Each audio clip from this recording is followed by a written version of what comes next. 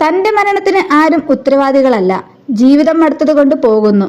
തിരുവനന്തപുരത്ത് ജീവനൊടുക്കിയ യുവ ഡോക്ടറുടെ മരണമൊഴിയാണിത്. തിരുവനന്തപുരം മെഡിക്കൽ കോളേജിലെ സീനിയർ റെസിഡന്റ് ഡോക്ടർ അഭിരാമി ബാലകൃഷ്ണനെ കഴിഞ്ഞ ദിവസം ഉള്ളൂർ PT ചാക്കോ നഗറിലെ വീട്ടിലാണ് മരിച്ച നിലയിൽ കണ്ടെത്തിയത്.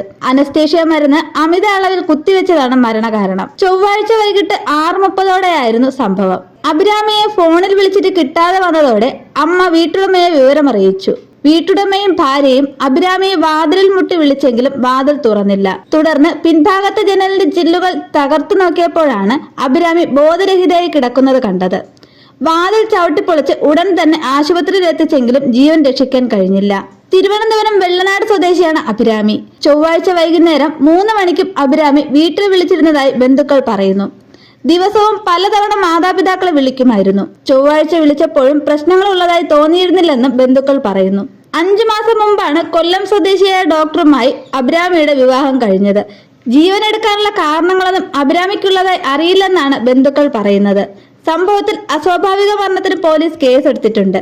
സഹപ്രവർത്തകരിൽ നിന്നും സുഹൃത്തുക്കളിൽ നിന്നും കൂടുതൽ വിവരങ്ങൾ ശേഖരിച്ച് അന്വേഷണം നടത്താനുള്ള ശ്രമത്തിലാണ് പോലീസ്.